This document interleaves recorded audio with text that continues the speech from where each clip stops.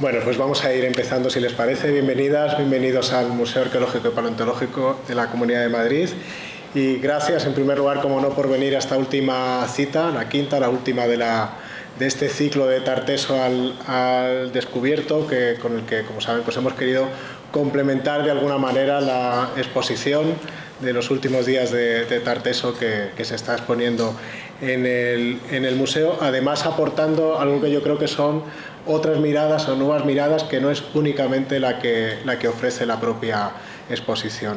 Desde luego estamos muy contentos y muy satisfechos por la acogida que ha tenido todo el ciclo, y bueno, les queremos dar las gracias además, pues también de algún modo por reivindicar que la cultura científica, ¿no?, y la divulgación cultural de calidad pues también puede ser masiva, ¿no?, y eso la verdad es que nos alegra, ¿no? Estamos viendo, comentábamos antes con Adolfo Domínguez Monedero, que está aquí, que fue ponente de la tercera conferencia, creo, pues que el museo está colgando ahora las conferencias por su canal de YouTube, y la suya creo que vaya por 13.000 visitas prácticamente en 3 semanas. Entonces eso ya nos indica el enorme interés que tiene el tema de Tarteso, y como saben, pues desde el museo siempre la intención ha sido hacerlo pues con los mayores expertos y con la máxima garantía de calidad científica, ¿no?, que es lo que como nos gusta aquí en el museo hacer, enfocar las cosas, ¿no? Así que gracias también porque la asistencia de alguna forma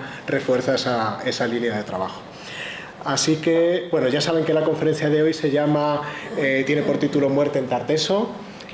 Vamos a centrarnos precisamente en poner el foco en uno de esos aspectos pues fundamentales para conocer una civilización, que es saber cómo enfoca el concepto de la muerte, ¿no?, de la trascendencia, cómo encara su relación con ella. Y bueno, y vamos a ir conociendo, también desvelando pues qué nos ha ido aportando la arqueología acerca pues de todo lo relacionado con ella, ¿no?, las tumbas, los rituales funerarios, etcétera. Yo creo que de alguna forma la muerte está también presente en toda la exposición, ¿no?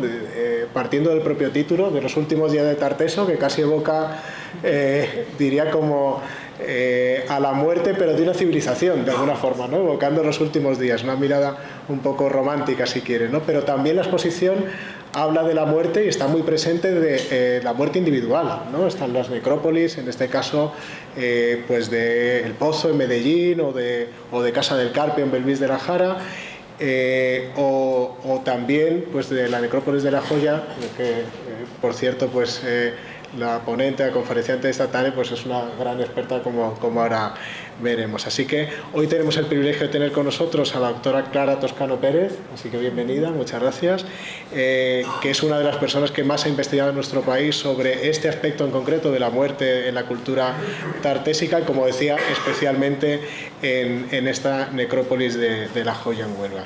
Ella es doctora en arqueología, profesora en la Universidad de Huelva, miembro del Grupo de Investigación Urbanitas, Arqueología y Patrimonio, directora de las intervenciones arqueológicas de Tejada la Vieja, en Escacena del Campo. Comentábamos antes que iba a tratar, porque ella decía que no había encontrado el lugar como para hablar de Tejada en la conferencia, y a mí eso me parece una pérdida, porque de verdad es un yacimiento que no conozco, pero que solamente la web, si la visitan, invito a que la visiten. La verdad es que es de un atractivo tremendo, es un sitio que yo creo que hay que descubrir, así que ¿te parece que hagamos un poco de publicidad del yacimiento? Así que, y además yo creo que es un yacimiento que por su conservación, por su muralla, por su urbanismo, yo creo que es fundamental para entender la cultura tartésica y su evolución histórica. Así que, si quieres luego para el turno de preguntas, pues allí podemos ahí nos deleitamos. Y no mucho más. Yo, por terminar de presentarla, decir que es autora, como no, de numerosas publicaciones relacionadas con la Edad del Hierro en el sureste peninsular, y por destacar algunos de sus múltiples artículos relacionados con el tema de hoy, pues hablar de que ha ejercido como editora literaria en el libro La necrópolis tartésica de La Joya, Huelva, que es 50 años después, que es relativamente reciente, ¿no?, del 2022. Ahí, además de ejercer de editora, publicó 2 artículos que se llaman, uno de ellos Los rituales funerarios de la necrópolis de La Joya, y otro Las tumbas principescas de La Joya, entre otros. Y por destacar uno que no tiene interés con el tema, pero que a mí me parece apasionante, y porque además el puerto de Huelva se ha nombrado aquí en varias ocasiones últimamente en la sala, hablar de un artículo que escribiste y que se llama El puerto protohistórico de Onova, que tiene que ver precisamente con eso. Así que, hecha la presentación, pues muchas gracias por estar aquí, que has venido desde Huelva esta mañana, un viaje muy largo, para estar aquí esta tarde con nosotros, y es un privilegio. Así que muchas gracias, bienvenida, cuando quieras. Gracias.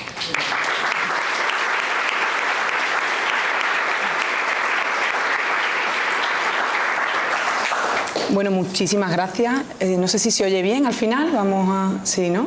¿Se oye bien? Sí. ¿Sí? Vale. Pues muchísimas gracias. Regular un poco, ¿no? Yo me acerco y si no, tiro de torrente, que tengo bastante, ¿eh? Bueno, muchísimas gracias por esta cálida presentación. Es un honor estar aquí. Ya lo ha explicado Jorge. Bueno, que esté lleno absoluto muestra de la salud que tiene el interés por la arqueología y por el mundo tartésico, ¿no? Y bueno, esas 13.000 visitas, unas cuantas son mías, Adolfo. Pero bueno, sin duda 13.000 es un número que invita a seguir en esta línea, ¿no? Sí.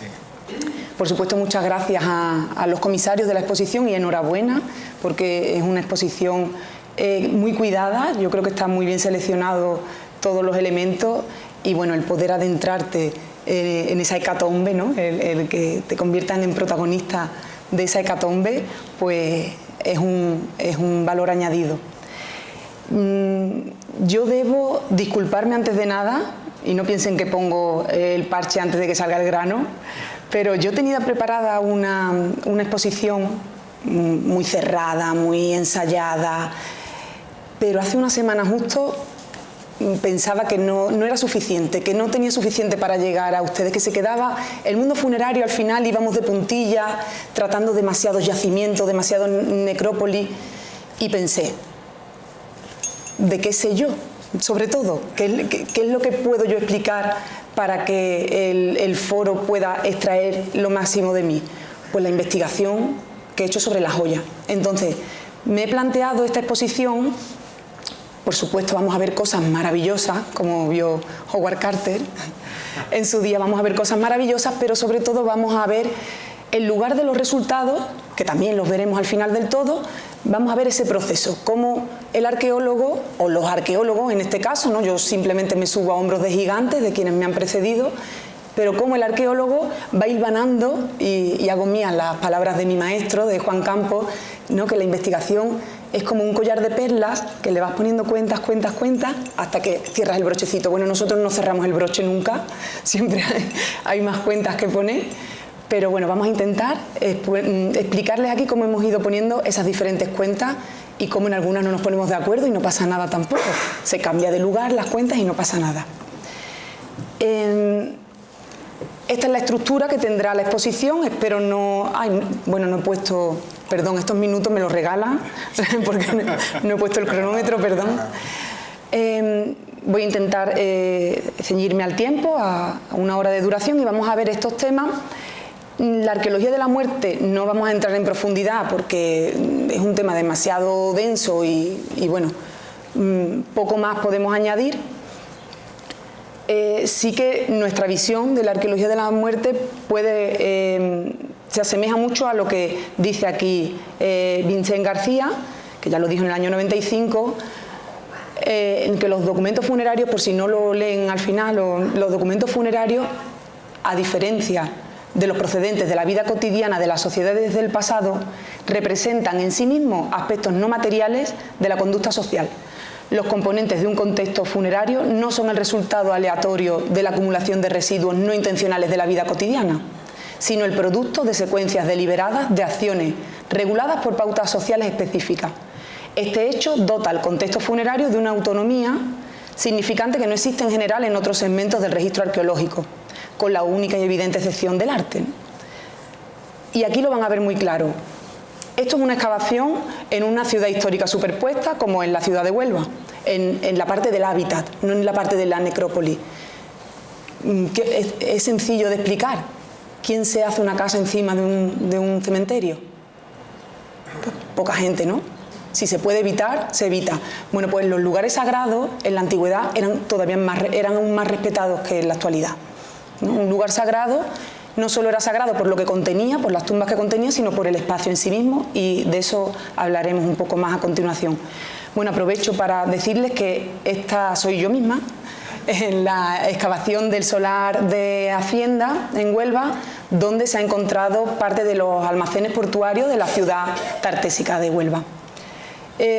No voy a poder hablarle de este tema en profundidad, así que lo siento mucho, se va a quedar pendiente para la próxima. Yo me comprometo a venir las veces que haga falta, pero no vamos a poder hablarle en profundidad. Ya avanzó algo el profesor Domínguez Monedero en su intervención y bueno, los resultados están siendo como esperábamos. A nivel de cultura material están siendo muy positivos, con materiales muy ricos, una cronología muy amplia, y lo que hacen es ampliar aún más ese perímetro de la ciudad tartésica de Huelva en los siglos VIII, VII y VI a.C. Bueno, aquí ven un poco, ¿no?, cómo estas dos pobres arqueólogas, esta no soy yo ninguna, pero como estas dos pobres arqueólogas intentan recuperar el registro como pueden. En las necrópolis normalmente no es así. Y además, el ámbito de la muerte es donde la sociedad es más conservadora, y me explico. Es más conservadora en cuanto a tradiciones, en cuanto a identidad, y les voy a poner otro ejemplo, y siempre pongo, pobre, el ejemplo de mi madre, que ya está viva, pero le doy muerte siempre que hablo de las necrópolis, la pobre, pero van a entenderlo de manera muy ilustrativa. Mi madre lleva una vida, su modus vivendi, no tiene nada absolutamente que ver con cómo vivió mi abuela, por supuesto, ni cómo vivió mi bisabuela. Pero se va a enterrar exactamente igual que se enterraron ellas. Y su forma de vida, su día a día, su vestimenta, sus gustos, su forma de comer, de vivir, totalmente contraria. Pero su forma de morir va a ser la misma, exactamente. Esa es la explicación de por qué es en el mundo funerario donde somos más conservadores con respecto a nuestra identidad étnica, a nuestras tradiciones, y por eso es donde ahí podemos ver de manera más representativa la cuestión étnica. Lo vamos a ver muy claro, en el caso del mundo funerario. Cuando hay todo este debate, que ustedes además han tenido la posibilidad de vivir aquí en las conferencias sobre qué es tarteso, qué es fenicio, qué es griego, en la muerte se ve claramente en este caso, en el mundo de la muerte. El ritual funerario de una persona del siglo VII en Huelva es fruto precisamente de esa mezcla, de esa hibridación entre la sociedad indígena prefenicia y el contacto con el mundo fenicio, pero no tiene nada que ver ni con la realidad anterior al mundo fenicio ni con el mundo fenicio que está en la costa sirio-palestina, ¿no? Lo hablaba antes, decía que esta cuestión identitaria es como si tenemos una costelera, le vamos echando diferentes productos, movemos la costelera y el resultado es tarteso. ¿Cuánto de líquido fenicio y cuánto de líquido indígena, entendiéndose indígena como prefenicio, hay? Pues habrá casos en los que no lo podamos saber con la información que disponemos en la actualidad. Pero es que, con todo mi respeto, hay casos para los que nos tiene que dar igual. El resultado es el que es, ¿no?, que es maravilloso. Pues avancemos y estudiemos sobre esto, que tenemos muchísimo por lo que estudiar. Bueno, hemos seguido un poco la cronología que usa el profesor Mariano Torres, que es el verdadero especialista, ¿no?, el mayor especialista que hay en esta materia, simplemente para que ustedes sepan que hay mundo antes de Tarteso, que la gente se moría, y vivía, se moría y se enterraba antes de la llegada de los fenicios. Es verdad que tenemos poca información, pero la información es bastante relevante. Tenemos algunos ejemplos en el suroeste peninsular, en el caso de Huelva tenemos varios ejemplos, en la Nicoba, Los Praditos, Chichina. No vamos a entrar, como les decía, en cada uno de ellos, porque estaríamos perdiéndonos el centro, ¿no?, de la conferencia, que es lo que más nos interesa a todos, sobre todo a ustedes, ¿no? Sí me voy a parar un poco para que sepan, por ejemplo, en la necrópolis de la Nicova hay varios enterramientos de cremación asociados a urnas bicónicas, cazuelas de carena alta. Esta es la cultura material asociada a este mundo funerario, ¿no?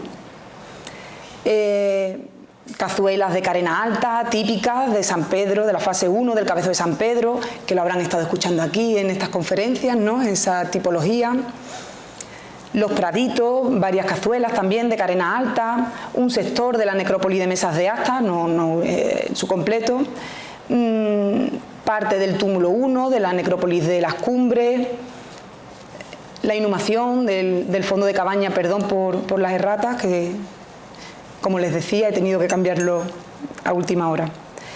Del poblado 8, del poblado de Vega, el fondo de cabaña 8, como les decía, una inhumación en decúbito supino lateral izquierdo. Váyanse quedando con algunas de estas descripciones porque veremos que se repiten en muchas ocasiones.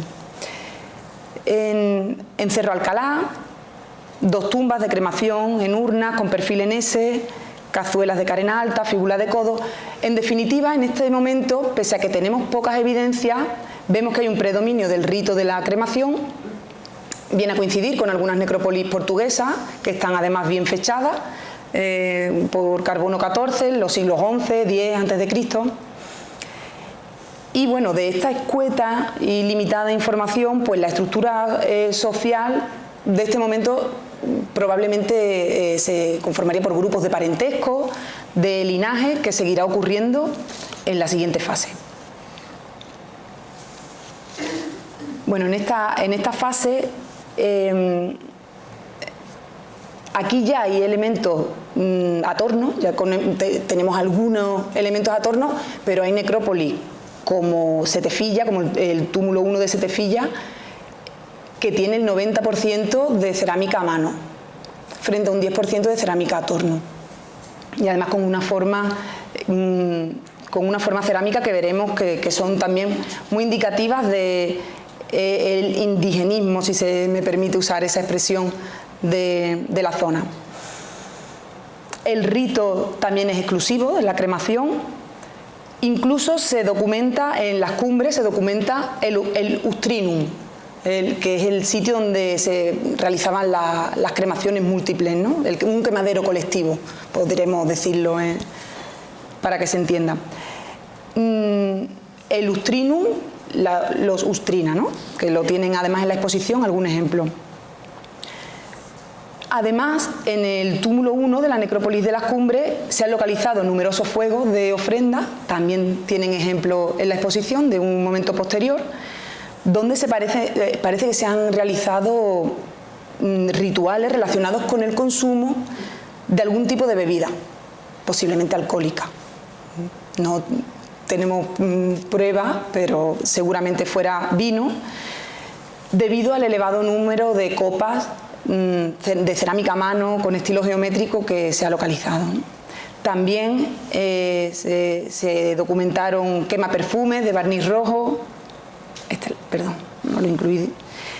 Y en cuanto a la estructura social, ya avanzábamos que se organizaban en grupos de parentesco, linajes, familias extensas, por el número de enterramientos y el tiempo durante el que son utilizadas estos recintos funerarios antes de clausurarse. Por ejemplo, para el caso del túmulo A de Setefilla, hay 46 enterramientos documentados que tienen lugar a lo largo de más de un siglo. ¿Esto qué viene a ser? Pues unos 12 enterramientos por generación, si entendemos la generación cada 25 años, ¿no?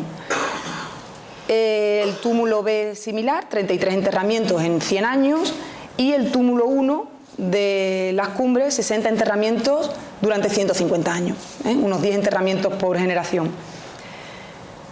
Los túmulos serían además reflejo de linajes especialmente relevantes en la sociedad, mientras que el resto de la población que se enterraba, recordemos que además no toda la población se enterraba, ni tenía derecho a enterrarse, ni se enterraba.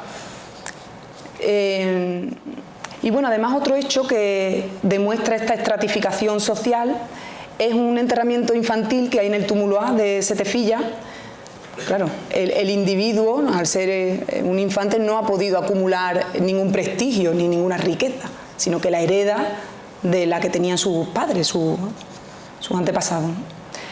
En el túmulo 1, también de las Cumbres, hay un enterramiento más destacado que el resto en cuanto a la estructura funeraria y a su ajuar, y alrededor de este se articula su propio espacio funerario. Justo en este momento es cuando se dan las primeras importaciones fenicias, pero no es en un ambiente indígena. Sobre todo tenemos platos, cuencos de barniz rojo, urna cineraria a torno con forma de vaso a chardón, quema perfume.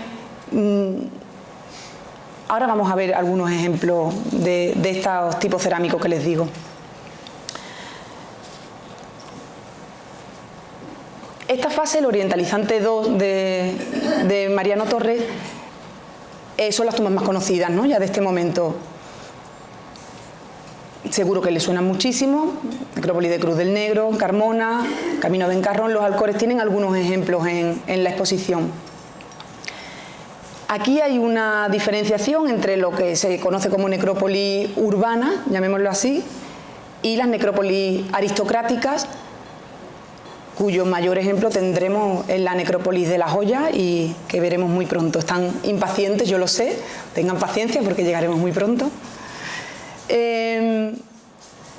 Esta denominación, ¿no?, de aristocrática es un paralelismo con la denominación que se hace para las culturas itálicas de Etruria y del Lacio, donde se hace esta distinción por la riqueza del ajuar o por lo destacado de la estructura arquitectónica. Sobre todo las necrópolis urbanas, no las aristocráticas, las urbanas, las características principales son enterramientos en urnas, sobre todo las urnas conocidas como tipo Cruz del Negro, que son estas que tienen aquí, por la abundancia en el yacimiento de la Cruz del Negro, en Carmona, y también las fabricadas en cerámica gris. Las urnas de tipo Cruz del Negro tradicionalmente han sido interpretadas como de creación fenicia, pero creación fenicia de talleres cerámicos del Círculo del Estrecho, ¿no? Bueno, sea como fuere, que la urna que contiene el difunto tenga una procedencia u otra, o no nos está hablando sobre el individuo que se entierra en esa urna, simplemente es el contenedor.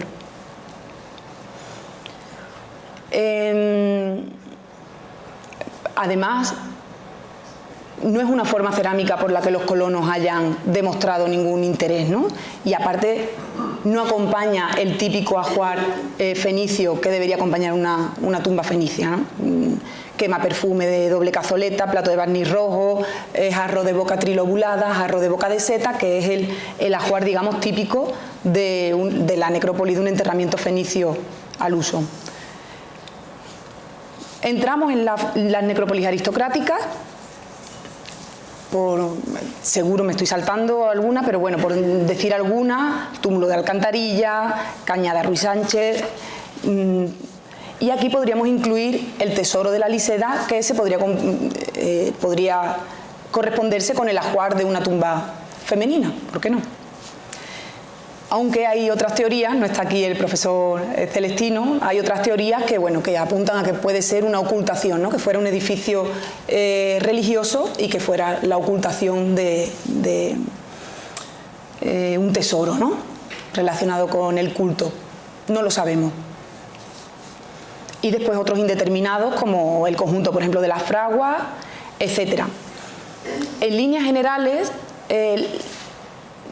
podríamos decir que en esta necrópolis aristocrática hay un intento de emular por parte de los aristócratas, si seguimos utilizando esa terminología, ¿no?, tumbas aristocráticas, pues por la sociedad principal de ese momento, un intento de emular a los colonos fenicios adoptando el ajuar funerario, pero exhibiendo aparte su riqueza, su poderío, ¿no?, haciéndolos además en metal, ¿no? Eso es una innovación, y se separan además así del resto de la población. El profesor Domínguez Monedero lo avanzaba en su comunicación. eso nunca lo haría un fenicio, ¿no? Esa distinción, esa separación, ese distinguirse del resto de la etnia, no lo haría un fenicio. Sin embargo, esta sociedad lo hace porque le va la vida en ello, es una sociedad aristocrática y le va la vida en ello precisamente. La organización del espacio funerario se caracteriza por primar esas tumbas en lugares privilegiados, lo vamos a ver ahora clarísimamente, y además se encuentran rodeados de enterramientos de menor complejidad estructural y ajuares menos ricos. Lo vamos a ver muy claramente en la necrópolis de La Joya. Yo, si me permiten, me hidrato porque ahora viene el plato estrella.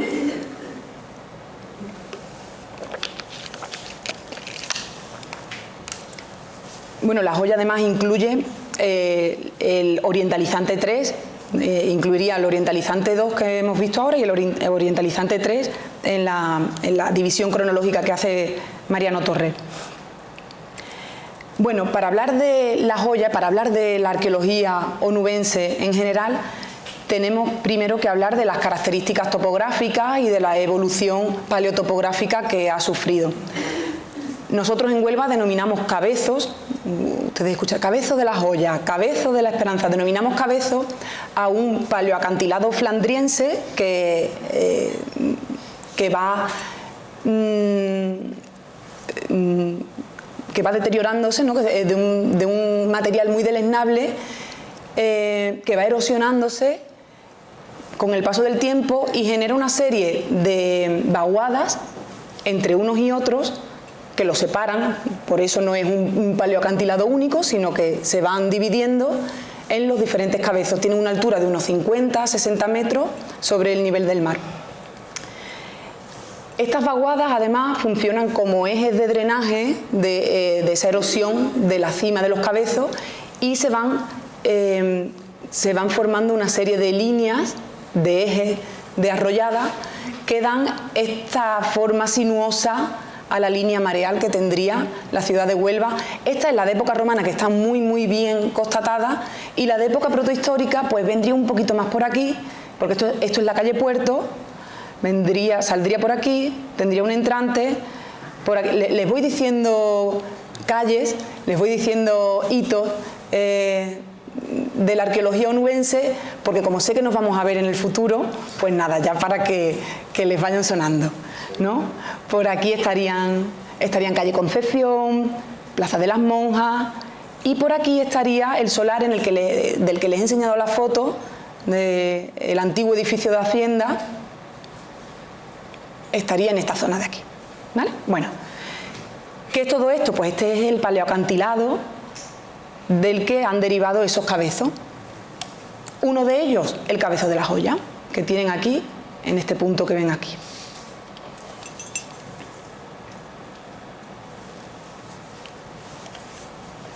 Todos estos puntos que ven son las intervenciones arqueológicas realizadas en la ciudad de Huelva en los últimos, bueno, a lo largo de los años en los que tenemos constancia de esa actividad arqueológica. Como ven, estos vacíos, en algunos puntos se ha intervenido, pero el resultado ha sido negativo. Precisamente por esos entrantes y salientes de los que hablábamos antes. Antes no se entendía, ¿no? No se entendía que la Plaza de las Monjas, que es esta plaza de aquí, tuviéramos evidencias protohistóricas a una cota de 50 centímetros, pero en el solar de al lado no hubiera nada. La explicación la teníamos en la geomorfología, ¿no? En el análisis geomorfológico, o como por ejemplo aquí, que es donde tenemos el solar de Hacienda, son estas estructuras de aquí, los tenemos a menos 3,50 con respecto al arrasante. Sin embargo, un poco más arriba, aquí en Fernando el Católico, sale a 50 centímetros. Bueno, pues porque hay que entender la geomorfología de Huelva para poder interpretarla. Este es un óleo de autor desconocido del siglo XIX que representa muy bien cómo sería Huelva también en la antigüedad. Estos cabezos que tienen aquí, dibujados y perfilados, este sería el cabezo de San Pedro. El de Las Joyas no se ve desde aquí porque estaría un poco más atrás, pero como en uno de esos salientes tendríamos el puerto. Y en época protohistórica además tendríamos más de un puerto, igual que ocurre en la actualidad. tendríamos el puerto al final de la calle Puerto, que sigue denominándose así, aunque actualmente no tenga esa función, pero fíjense lo arraigado que ha debido estar en la población para que haya continuado con esa denominación hasta la actualidad. Y además es que se vertebra aquí. Esta es la calle Puerto, es que se vertebra la ciudad alrededor de ella, hasta en la actualidad. El problema es que Huelva, y estoy entrando en cosas que no estaban, entonces me parece que me voy a pasar un poco del tiempo, Huelva en los últimos años ha vivido de espaldas a sus rías, lo cual era contrario a la propia naturaleza de la ciudad. Y ahora, cuando hemos vuelto a mirar a la ría nuevamente, es cuando estamos descubriendo y redescubriendo todas estas características. Y bueno, pues fíjense, ¿no?, la relación del puerto con su ciudad, cómo y dónde fondeaban los barcos, y la relación con los cabezos. Bueno, aquí se ve también claramente, ¿no?, la calle Puerto, hasta dónde llegaría. Y como les decía, tendríamos en época protohistórica ese puerto en esta zona de aquí, y tendríamos otro puerto en esta zona aquí, de acá. Lo que se ha encontrado en el solar de la antigua hacienda no es donde fondeaban los barcos, ¿no?, porque se habla del puerto de Huelva, es que Huelva era un puerto. Antes, y siguiendo a mi maestro, a Juan Campos, se hablaba de la ciudad portuaria de Huelva. La ciudad era un gran puerto con una ciudad, y ya hay que denominar la ciudad-puerto, ¿no?, porque todo, absolutamente todo lo que se encuentra en la parte baja de la ciudad está relacionado con el puerto. Los hornos metalúrgicos están relacionados con el embarque de los productos, la cantidad ingente de cerámica griega está relacionada con el barrio griego y con a dónde arriban la cerámica foránea, y lo que tenemos en Hacienda está relacionado como almacenes portuarios que o bien recibían, o ambas cosas, ¿no?, recibían y transportaban y preparaban para su embarque los productos. ¿Y qué había en la zona alta de la ciudad? Pues el mundo religioso y el mundo funerario, el mundo sagrado.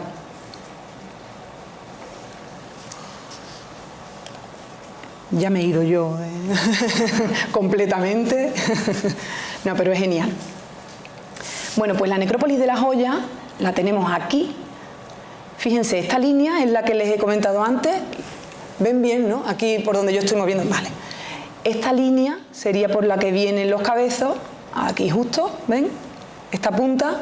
Y todo esto son acumulaciones posteriores, se le ha ido ganando terreno al mar, precisamente con tierra de los cabezos. Se han desmontado cabezos, con todo lo que tendrían esos cabezos, se han desmontado completamente para ganarle terreno a la marisma, por una parte para allanar la ciudad, en una moda absurda, ¿no?, por quitar nuestra propia singularidad, que son esos cabezos. Es verdad que ir por Huelva con bicicleta es complicado, pero bueno, es nuestra singularidad. Y por otra parte, pues eso, ¿no?, se allanaba, se le ganaba terreno a la marisma. Entonces, esta parte de aquí es toda reciente, relativamente reciente.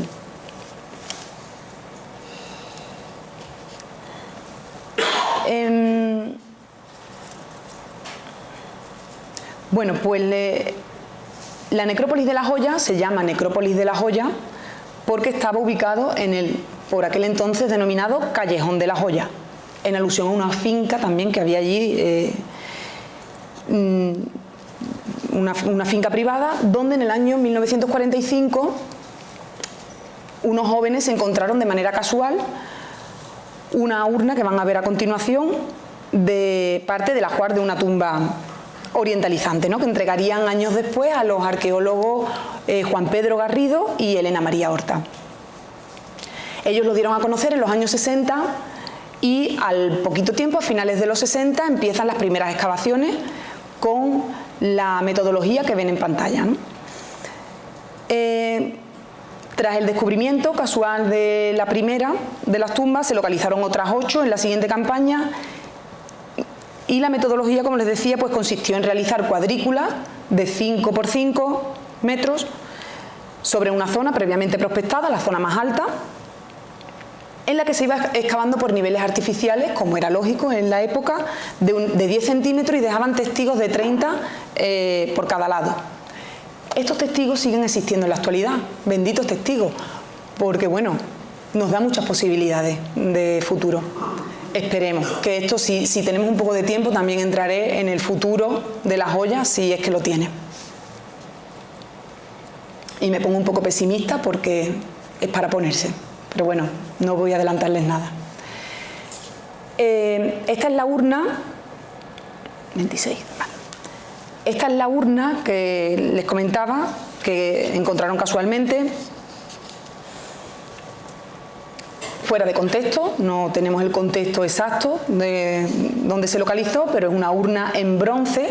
Fíjense que la tipología es muy parecida, es idéntica a las que hemos visto anteriormente, pero en metal, en este caso en bronce.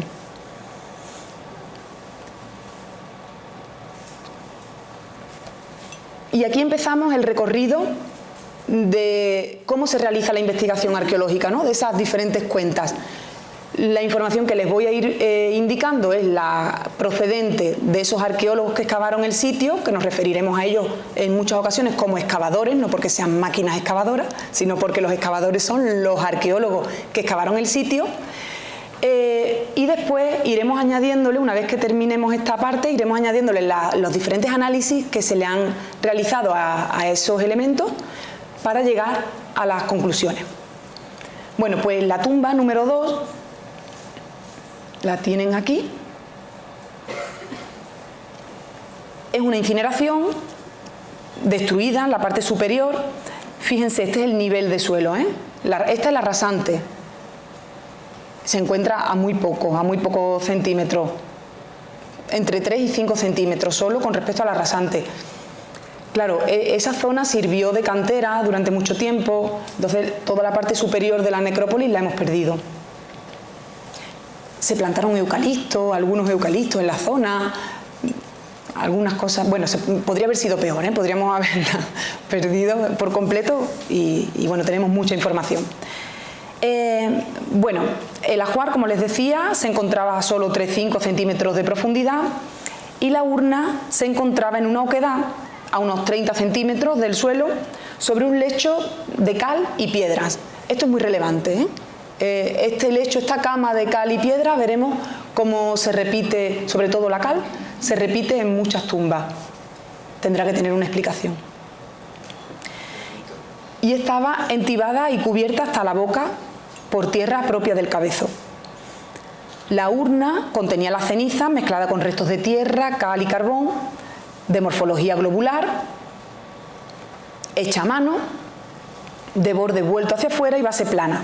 El ajuar estaba muy fragmentado, el pH del suelo de la necrópolis de la Joya oxida, deteriora muchísimo el ajuar. Y bueno, ahora se puede actuar de otra manera, pero en la época, estamos hablando de fines de los 60, han pasado más de 50 años, bueno, pues hay materiales que se perdieron por el camino porque no había forma de conservarlos, hicieron lo que pudieron. Bueno, las formas, ¿no?, de esta cerámica gris, el estado tan fragmentario de las piezas, pues impide determinar algunas tipologías. Además se encontró un objeto circular de bronce y muchos fragmentos de malacofauna, ostiones, almejas, vieiras. Después veremos para qué lo utilizaban o no sabemos si podremos saberlo o no. Vayan pensando para qué podrían utilizarlo.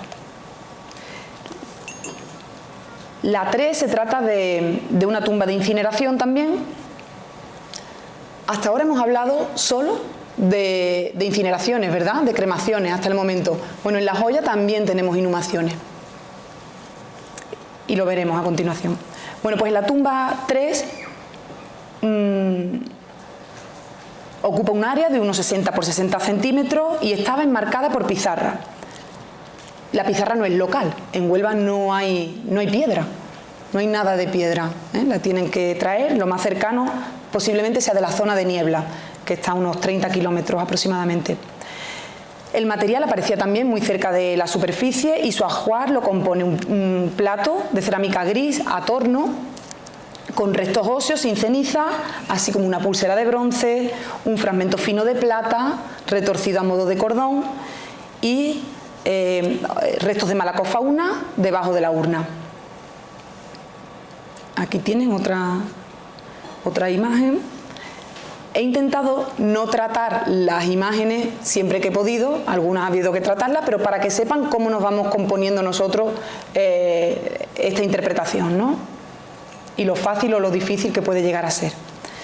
La tumba número 4 es otra sepultura de incineración, destruida unos 30 años por ese intento de plantar eucaliptos en la zona, unos 60 centímetros de diámetro y un ajuar de cerámica a mano, restos de cal, nuevamente la cal, restos óseos, así como ostiones y almeja.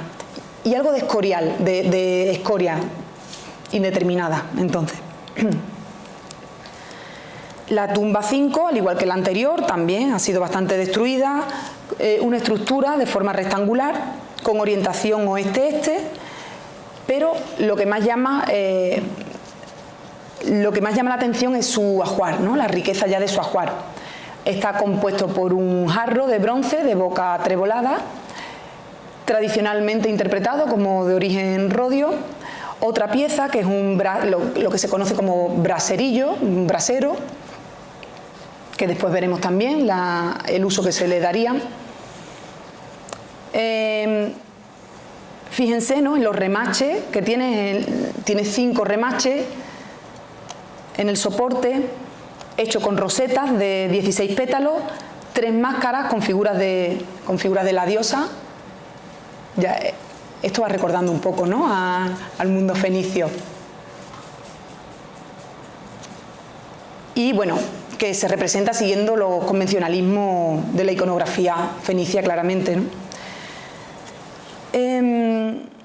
Hay que añadir, además, es curioso porque la necrópolis de la Joya tiene muy pocos elementos de oro, muy pocos, poquísimos.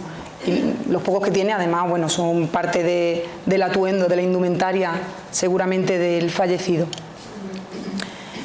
En este caso, pues tendría un grifo, ¿no?, y además otros fragmentos de plata con forma de chapita.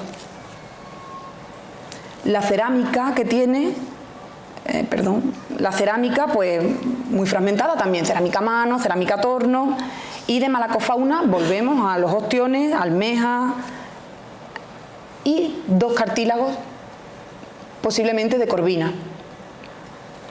No sé si ustedes conocen el hueso de corvina como elemento de adorno en las poblaciones pesqueras del sur de la península ibérica, y qué rabia porque yo no me he traído el mío. Mi abuela llevaba uno y yo llevo habitualmente el mío, pero no lo he traído hoy. Después lo van a ver, se llama otolito, lo van a ver claramente. Se le pone un engarce y se usa como adorno y como protección. Tiene carácter apotropaico.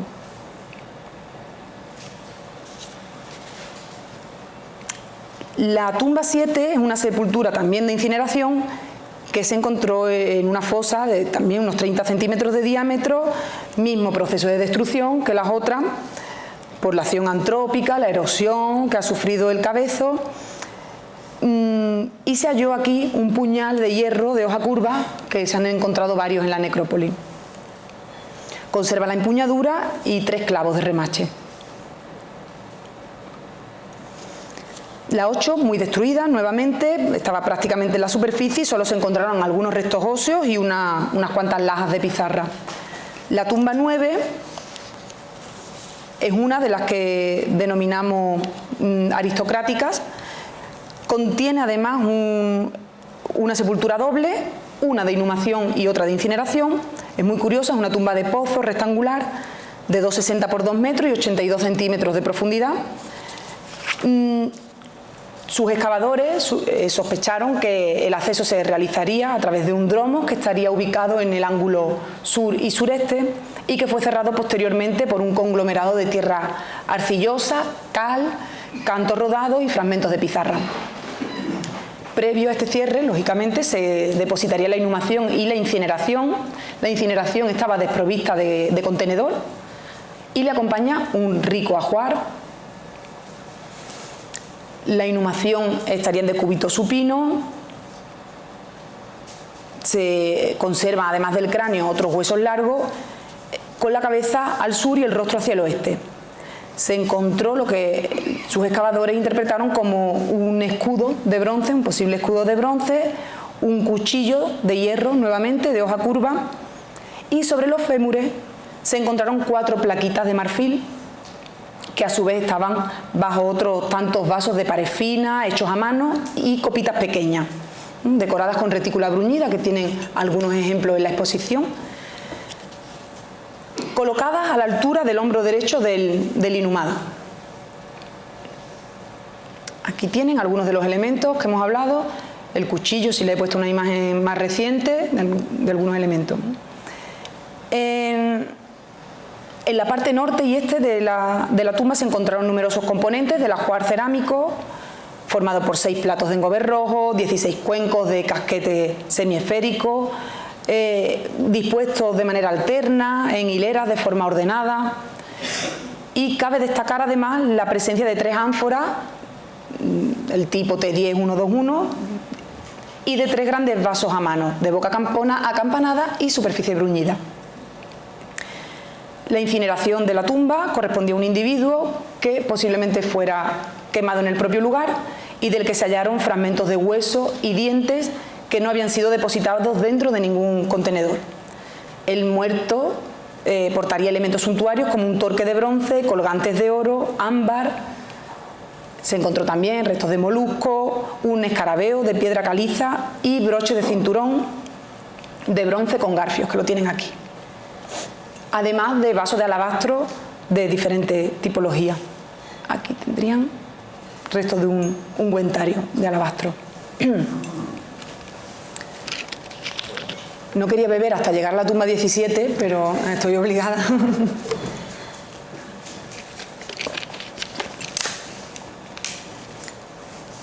Bueno, esta tumba estaba tan destruida que es imposible determinar siquiera las medidas, ¿no? Pero bueno, ni el rito ni la disposición. Los elementos se limitan y, bueno, muchas veces cuando en alguna conferencia con algunos colegas digo, se limitan a broches de cinturón, me dicen, pero bueno, ¿cómo tiene esa osadía? Claro, es que la necrópolis de la joya, bueno, pues tiene esta riqueza que a veces abruma, ¿no? Pero bueno, se limitan algunos restos, como decía, de bronce, 2 cuentas de collar, un fragmento de galbo. Un galbo es una pared de un objeto que no nos permite saber la forma que tendría, porque no correspondería ni al borde, ni a la base, ni al asa. Sería un galbo, un fragmento indeterminado.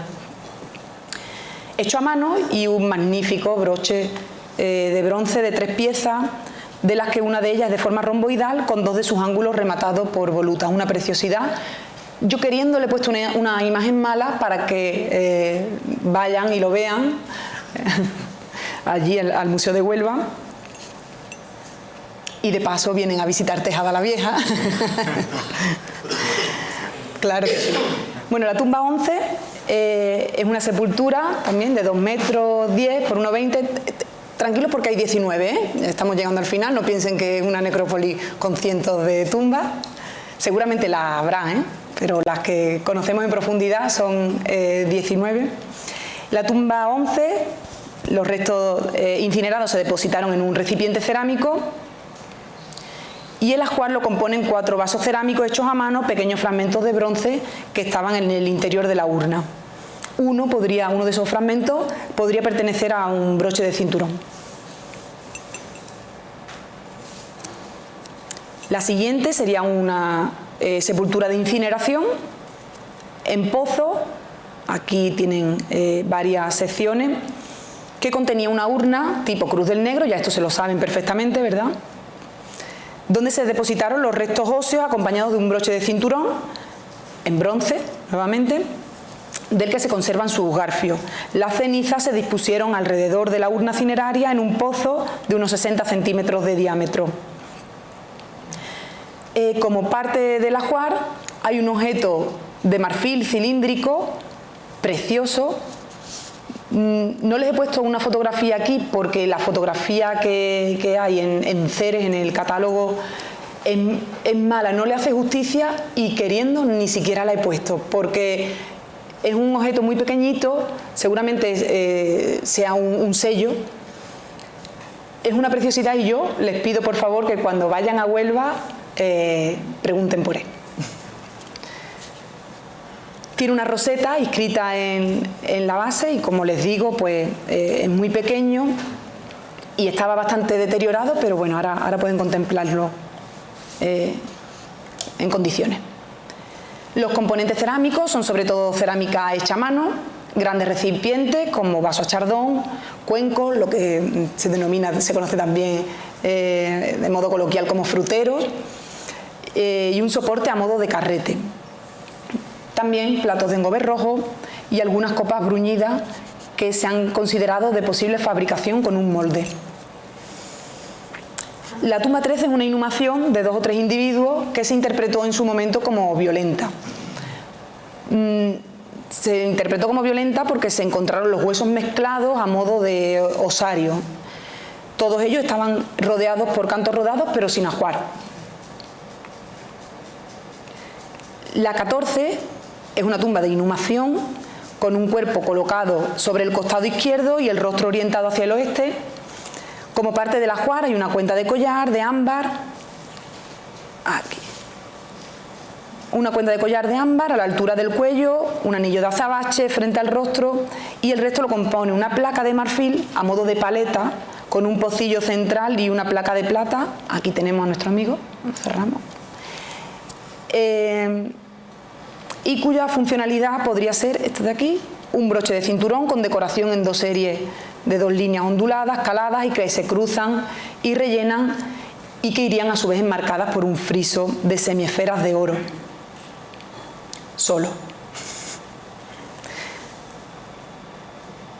La 15 es una incineración, nuevamente con los restos óseos en urna cerámica, muy deteriorada porque estaba casi en superficie nuevamente. La urna habría sido encajada, aquí se vislumbra un poco, había sido encajada, como digo, entre 2 pizarras y guijarros de cuarzo.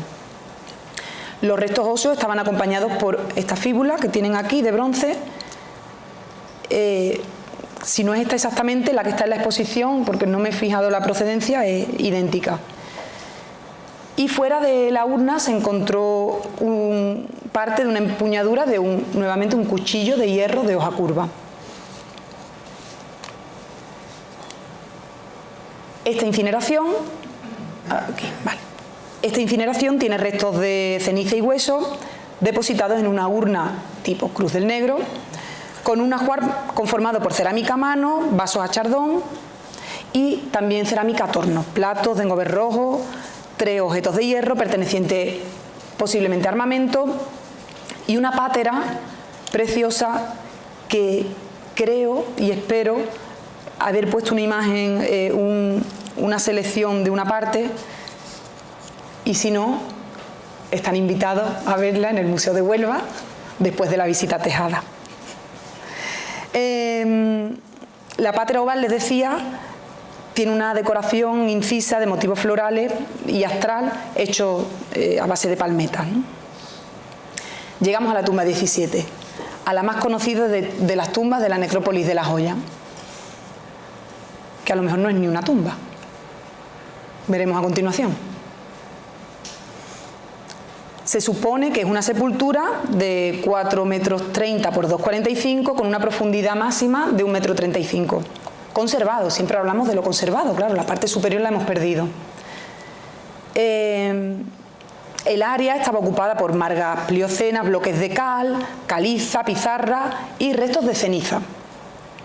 El ritual es desconocido, pero bueno, sus excavadores piensan que se trataría de una incineración in situ, porque en algún momento hablan de un fémur, de parte de un fémur que se conservaba en la tumba, que no hemos sido capaces de encontrarlo. Hemos desmontado el museo, puesto boca abajo el museo y no ha aparecido por ninguna parte. Y no aparece después en las publicaciones, entonces bueno, no está muy claro ese fémur, ese fragmento de fémur, si está o no está. En cualquier caso, de esta tumba procede el ajuar más rico sin duda y más singular de todas las encontradas en esta y en el resto de las necrópolis tartésicas, que lo componen los siguientes elementos: Bueno, esta es una imagen tratada, es una imagen de la excavación de Juan Pedro Garrido, pero está tratada por un proyecto que llevó a cabo el museo de limpieza de las imágenes para que vean ustedes el estado en el que se encontró, ¿no? Les voy a decir algunos elementos para que después lo tengan en cuenta. Bueno, estos son platos, ¿no?, cerámicos. Quédense con esta imagen rectangular, que es la tapadera de una arqueta de marfil, que vamos a ver en profundidad después. Aquí hay un jarro, ¿ven el jarro? Aquí hay un timaterio, aquí hay un brasero, esto es un vaso de alabastro, esto es el resto de una ánfora, que aquí tendría otra exactamente igual, y aquí, en esta esquinita, hay una cabeza de felino de bronce que se ha interpretado aquí. Es esta cabeza de felino que se ha interpretado como el tapacubo de un carro que se depositó en la tumba. Bueno, entre los objetos metálicos que se supone que formaba, y digo se supone porque a lo mejor ni es una tumba, y es que a lo mejor tampoco estamos hablando de un carro. Madre mía, y no puedo volver a Madrid yo. Bueno, seguro que sí. Es una hipótesis más que, bueno, que habrá que comprobar o no en el futuro. Se interpretó como partes de un carro los elementos que les voy a decir a continuación. La parte de madera, lógicamente, no se ha conservado, pero se ha encontrado el refuerzo de 2 tiras de bronce a cada lado de lo que sería la caja de madera, que tendría, según esas tiras, unas dimensiones de 1 metro por 1,50 aproximadamente. Se ha interpretado como un carro de 2 ruedas debido a la presencia de 2 elementos interpretados como tapacubos de la rueda, de cabeza de felino, y estaban justo a la altura en la que se supone que debían estar las ruedas. El hecho de que los restos del carro se encontraran en medio de 2 ánforas tipo T10-121, con las que hemos visto anteriormente también, es interpretado por sus excavadores como que las ruedas se habían desmontado para colocar el carro en el interior de la sepultura. Vayan ustedes haciéndose este complejo proceso, ¿no? Otros elementos que pueden interpretarse como pertenecientes al carro serían los refuerzos del timón central, un cubilete de plata, que no tengo la imagen aquí, bueno, un cubilete, que se ha considerado como revestimiento del extremo de la lanza del carro, una aljaba, que es una caja para las flechas, pasarriendas, como el que tienen aquí, estos serían pasarriendas, que en esta interpretación, que no es la última que se hizo, pero sí es la más llamativa, es la más ilustrativa, estarían aquí los pasarriendas colocados, refuerzos decorados con rosetas, por aquí, piezas caladas con decoración de palmetas, así como 2 bocados. Esta es una imagen, es un zoom hecho sobre esos bocados de caballo, que efectivamente son bocados de caballo, y varillas de sujeción de bronce. Además de esos, los objetos relacionados como pertenecientes al carro, hay otros elementos como este timiaterio de bronce, el brasero ritual, que también veremos la funcionalidad un poco más adelante. Un segundito, voy a ver cuánto llevo.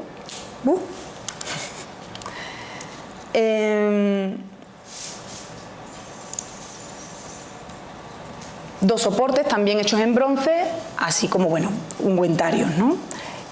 Muchísima cerámica colocada justo debajo de donde se supone que tendría que estar el carro.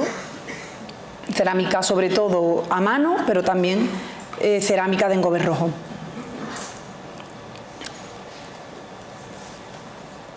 Bueno, entre ellas, esa de engobe rojo, pues hay alguna, como la que tienen aquí, que fue restaurada por el Instituto Andaluz de Patrimonio Histórico y que después avanzaremos. Esta imagen procede también de esa restauración del IAPH, del Instituto Andaluz de Patrimonio Histórico, y aquí ven esa arqueta de la que les he hablado Antes, donde estaría colocada, pues esta sería la tapa de la arqueta y este sería parte del cajón, ¿no? Con una recreación de la totalidad.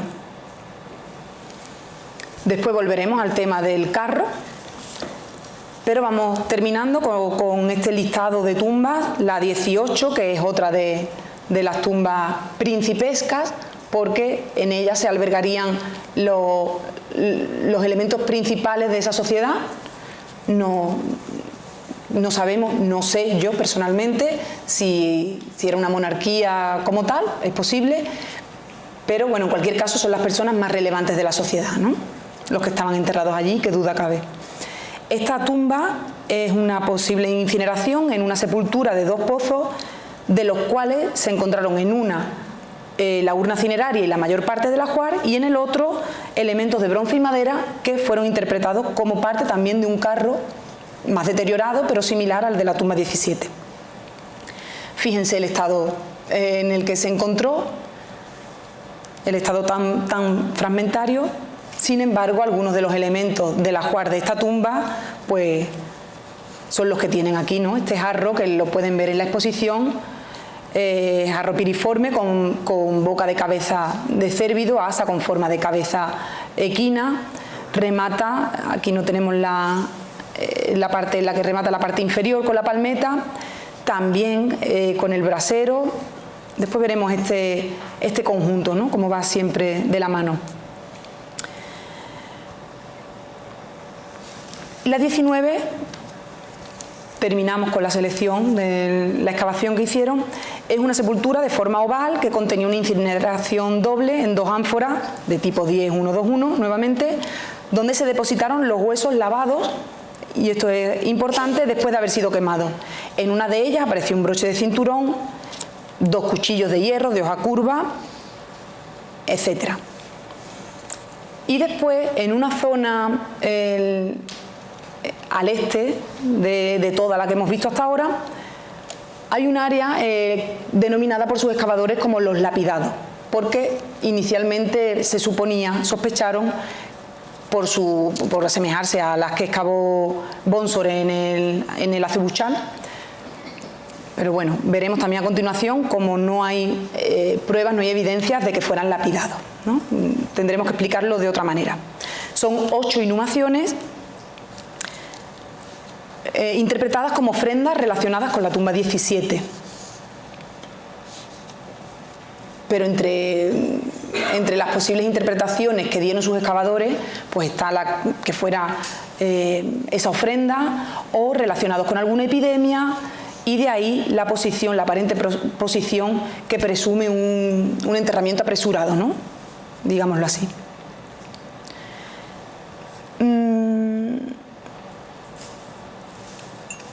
Vamos a avanzar.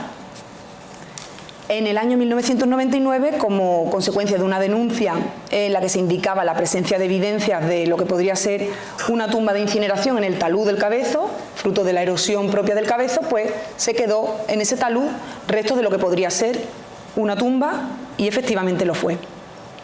Una actuación dirigida por los arqueólogos José María García Rincón y Ana Domínguez Rico nos han facilitado toda la información. Y se detectó una tumba colectiva con 2 fases de uso, fechada en el siglo VII, y que incluye 6 incineraciones y una inhumación, así como un modesto ajuar compuesto principalmente por cerámica. No se estudiaron los materiales, y por eso nosotros en el año 2017, dentro del Plan General de Investigación de la Zona Arqueológica de Huelva, llevamos a cabo este estudio de los materiales. Voy muy rápidamente, pero sí que pudimos constatar un patrón que gira alrededor de las urnas funerarias. 4 de las 4 que fueron utilizadas para albergar los restos óseos tras la cremación, 3 de ellas responden a la tipología de Cruz del Negro, con una fechada en el siglo VII a.C. En 2 casos fueron tapadas con una pieza de piedra, y además albergaban un interesante ajuar compuesto, una de ellas acompañada por una muela humana, aro de bronce, restos óseos, otra que contenía la muela humana de leche, hebilla de bronce y restos óseos, y la otra acompañada por un plato de barniz rojo. Contamos de esta manera con un patrón de incineración en el estrato más profundo del conjunto que cronológicamente responde a un momento que se fecharía entre mediados y finales del siglo VII, según el estudio cronotipológico, y sobre este nivel se localizó una capa de cal, nuevamente, interpretada por sus excavadores como sellado de las incineraciones, pero que bien podría corresponder a una cama preparatoria del siguiente nivel, compuesto por una inhumación. Esta inhumación estaba acompañada por un pequeño cuenco que fue expoliado durante la excavación, entre el fin de semana, fue expoliado, pero bueno, tenemos el dibujo y además un tubo cilíndrico de hierro y un mango de madera que estamos estudiando en la actualidad, pero que podemos avanzar que podría tratarse de un elemento relacionado con la libación del vino. Podemos avanzar, hasta aquí puedo leer.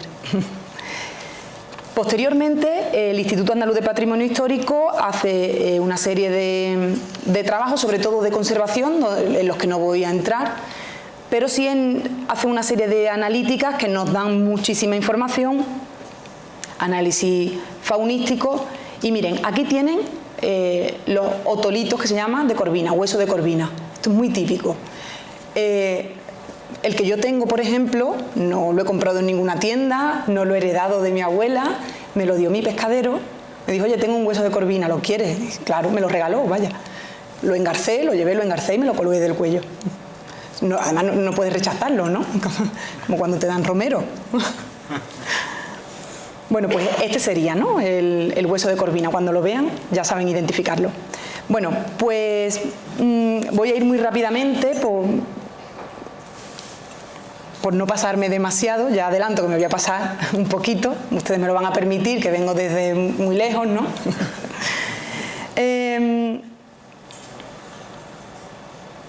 Bueno, los análisis, el registro orgánico que hicieron desde el Instituto Andaluz de Patrimonio Histórico, un trabajo magnífico, queda recogido en la monografía que publicamos en 2022, la necrópolis de La Joya, la necrópolis tartésica de La Joya, perdón, que no le he puesto el apellido, 50 años después.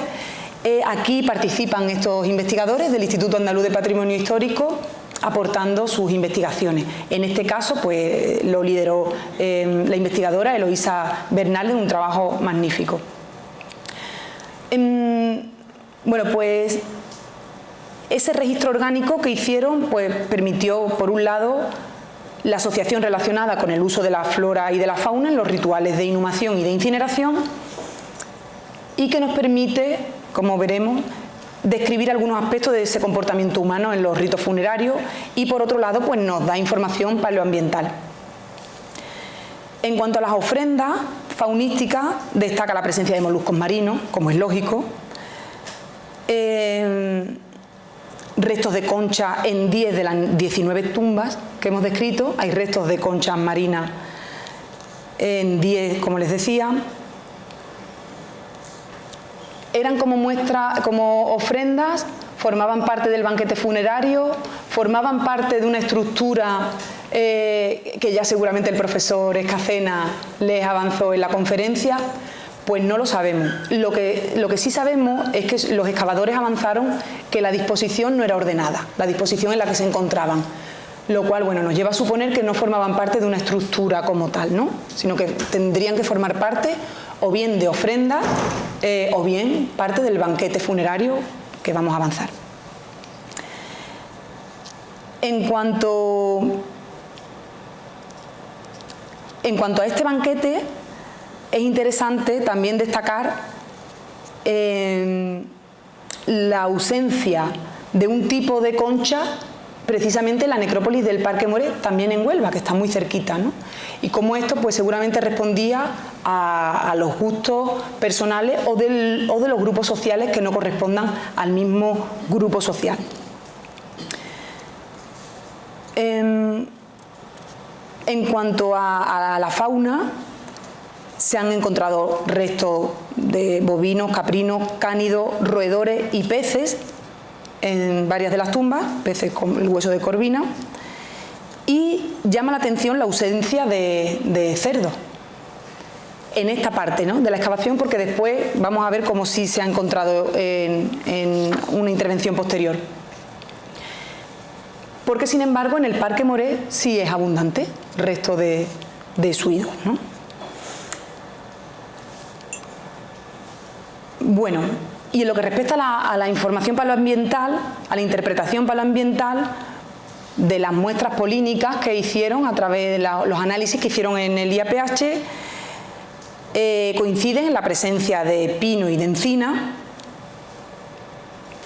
El problema es, ¿de dónde procede ese pino y esa encina? ¿Del ambiente o procede de los restos de madera que se encontraron dentro de la tumba? Es complicado.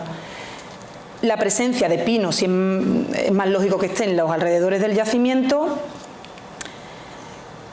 pero seguramente se deduce la existencia de un espacio ocupado fuertemente alterado y cercano a un bosque mixto de pinos y encinas, de donde procederían además los piñones y las maderas analizadas. Se hizo además un análisis de isótopo de estroncio, cuyo resultado se hizo en el esmalte dental de tres individuos humanos localizados en las tumbas 9, junto a 2 conchas y una mandíbula de caprino. El resultado es que 2 de los 3 humanos analizados presentan valores similares al sedimento, de lo que se deduce que estos individuos son locales. Vale. Sí, no han venido de fuera a enterrarse en la necrópolis de La Joya, son locales. No nos está hablando nada. Aquí no hablamos de etnicidad, no estamos incidiendo en si la tatarabuela o el tatarabuelo venía montado en un barco desde la costa sirio-palestina o no. Sabemos que son locales procedentes de esa zona, de ese espacio de hábitat, no de la zona del Parque Moré, por ejemplo. Y el de la tumba 9 presenta un resultado más cercano a los tenidos en los caracoles conservados en dicha tumba. El individuo y los caracoles proceden del mismo lugar. Sin embargo, el resto de la cabra no es del cabezo de La Joya. Bueno, la cabra viene de otra parte.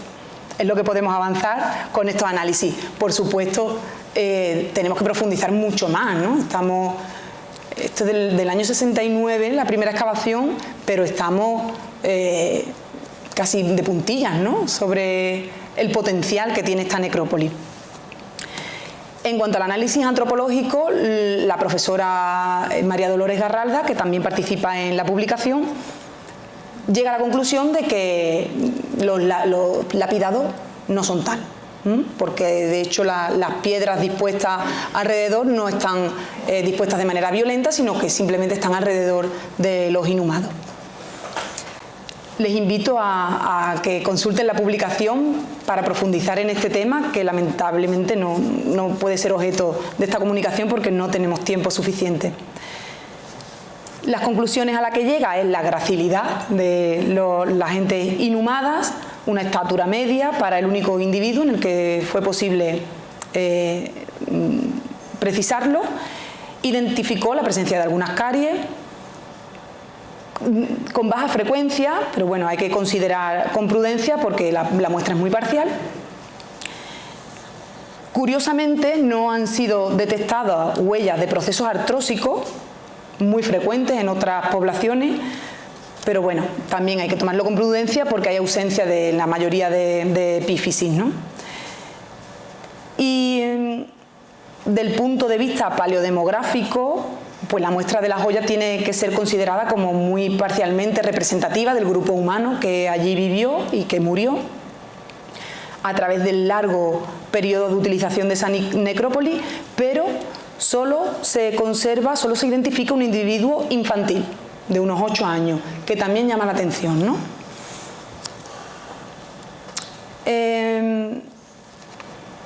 Bueno, y ya muy rápidamente, en 2019, como consecuencia de un proyecto urbanístico que está en vigor para construir en la necrópolis de La Joya, ustedes dirán cómo es posible con lo que nos ha presentado, con esta riqueza, con esta singularidad, cómo puede construirse en la necrópolis de La Joya. Pues va a construirse en un proyecto voraz que va a acabar encima, lógicamente, de las tumbas no puede construirse nada, pero va a acabar descabezándola por completo y convirtiéndola pues, en el jardín donde pasen los perros, los vecinos que compren esos pisos, porque va a quedar oculta para el resto, ¿no? En fin, a lo que nos traen hoy aquí. Como consecuencia de este proyecto urbanístico hay un trabajo arqueológico que se está realizando. En el año 2019 detectaron como mínimo 10 tumbas más. La mayoría son fosas simples de planta circular, la mayoría son tumbas individuales, adultos también en su mayoría, un individuo infantil nuevamente, y bueno, ya tenemos otro que sumar, urnas funerarias Cruz del Negro y variedad en la composición del ajuar. Llama la atención la tumba 28, que sería esta de aquí, con objetos de hierro y bronce y con restos de lo que se supone que es un banquete funerario. Con ajuar cerámico y piezas cárnicas, esta vez sí, que contamos con cerdo. En cuanto a los rituales, ya muy rápidamente, lo principal que tenemos que tener en cuenta es su ubicación. La elección del lugar no es baladí, en absoluto. Aquí tienen, este punto sería la necrópolis de La Joya, este otro punto es el Cabezo de San Pedro, el famoso también Cabezo de San Pedro, y este otro punto es de donde se localizó el depósito de bronce, el famosísimo depósito de bronce de la Ría de Huelva. Más de 400 objetos de bronce, sobre todo armas, que se localizó como producto de un dragado. Bueno, desde la necrópolis, desde la parte más alta de la necrópolis de La Joya, se ve la confluencia de los ríos Tinto y Odiel. Huelva es una península, la confluencia de esos ríos Tinto y Odiel. Y además la orientación norte-sur de sus tumbas principales nos lleva a pensar que precisamente lo que les importaba era ver esa unión, esa desembocadura de esos dos ríos donde se unían, que da lugar a la marisma tan imponente que tenemos allí, ¿no?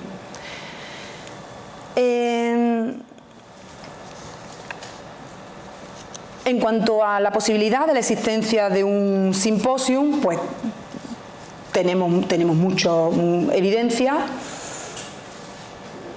Vamos a entrar en profundidad, a mojarnos.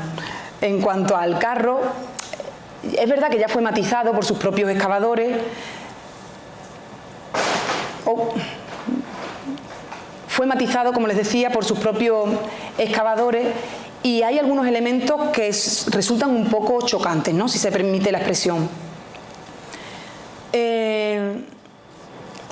La inexistencia de la rueda, pues bueno, es un elemento que nos parece ya bastante llamativo. Pero que el eje tenga un ancho tan fino, sea tan débil, nos lleva a sospechar que pueda tratarse efectivamente de otro elemento, de quizá, ¿por qué no?, parte del mobiliario, ¿no?, que no requeriría de una estructura tan compleja, de una estructura. Tenemos muchísimos ejemplos, en la monografía avanzamos, ¿no?, algunos de ellos, tenemos muchísimos ejemplos a lo largo del Mediterráneo, pero ¿por qué no?, podría tratarse de una estructura que forme parte del mobiliario, ¿no?, y que estuviera relacionado precisamente con ese banquete, con ese simposium, y no con un carro. Bueno, es una hipótesis, como les digo, muy incipiente, en un estado muy inicial, y bueno, casi que me da un poco de apuro mostrarla, porque además no sabía yo si el profesor Jiménez Ávila iba a estar presente, pero bueno, es una hipótesis de partida, más bien una idea, ¿no? No podemos avanzar mucho más.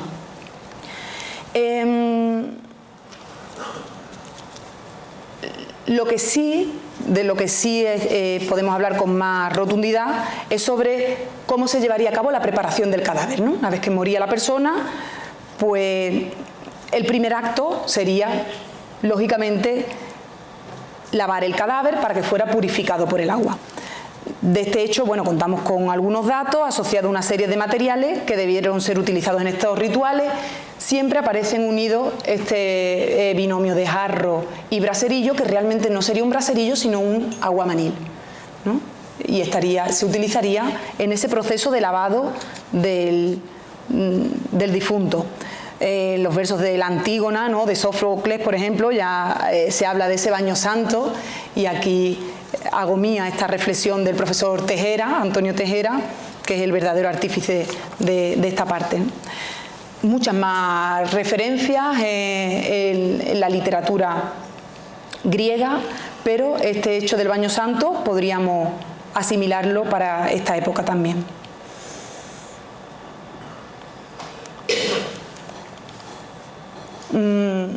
Como les decía, van siempre acompañados este jarro con el braserillo. Después de purificar el cadáver, seguramente pues, se cubría con lo que se conoce también como el vestido de la muerte, también con alguna referencia literaria. ¿Por qué sabemos que iban vestidos? Bueno, pues por la presencia de broches de cinturón, de fíbula, etcétera. Posteriormente, y a partir de ahora les ilustro ya las poquitas diapositivas que quedan, con un libro bellísimo, que es un cuento realmente para niños, escrito por una historiadora que se llama Teresa Suárez e ilustrado por la artista Ana Baldallo, muy bien documentado, y me parece que ilustra muy bien lo que vamos a contar. Posteriormente a este vestido llegaría la exposición y el transporte del cadáver a la tumba. Bueno, primeramente el cadáver se expondría, ¿no?, en esa prótesis de modo familiar, una serie de rituales de los que en la cultura tartesia nada conocemos, pero seguramente tenía un complejo ritual detrás. Y después se trasladaría hacia la necrópolis, posiblemente con canto, posiblemente con plañidera, ¿por qué no? En cuanto a los recipientes funerarios, pues ya hemos visto, ¿no?, las urnas que servían de contenedores de ceniza, estas urnas sobre todo Cruz del Negro, y irían además, ven aquí marcados, con estos adornos con los que irían hacia la otra vida. Esos adornos y esos elementos de carácter apotropaico, ¿no?, como pueden ser esos huesos de corvina que ya hemos mencionado. Y el tema de la cal, como es frecuente encontrarlo, se había asociado inicialmente con los restos, con los enterramientos de inhumación, pero también los tenemos en las tumbas de incineración. Entonces es posible que esté identificada con algún ritual que no sabemos su verdadera función, pero si acudimos nuevamente a las referencias contenidas en las tragedias griegas para poder entender un poco de estas cuestiones, ¿no?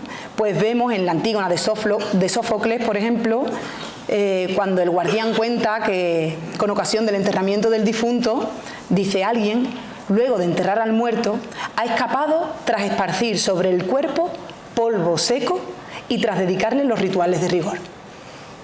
¿Podría ser este polvo seco la cal que tenemos? Podría ser. Y bueno, en cuanto a los sacrificios de animales, pues de todo el interés hemos ido avanzándolo ya, y seguramente la evidencia más clara la tenemos en la abundancia de platos y de cuencos que estarían relacionados con el banquete que se hace y con el rito que se hace en el proceso, ¿no? Finalizado todo esto, se procedería a recubrirlo en la mayoría de ocasiones con un túmulo. Curiosamente, aquí en la exposición tienen un cipo que se encontró también en la necrópolis de La Joya, que es un cipo que estaría marcando la localización de la tumba 17, en este caso de la necrópolis de La Joya. Y para terminar, quería terminar con una frase. Aquí tienen la representación que hacen estas compañeras. Quería terminar diciendo que el universo funerario es un ámbito social muy relevante en el que es posible vislumbrar las peculiaridades de cada grupo étnico, por ser precisamente el ritual de la muerte donde el ser humano se muestra más conservador, así como conformar el lugar donde el individuo comparte con los suyos una serie de costumbres que los distingue de otras comunidades. Se trata, pues, de uno de los rasgos más auténticos que definen la pertenencia a un grupo concreto, ya que al fin y al cabo es ese grupo el que ejecuta un ritual determinado sobre el difunto.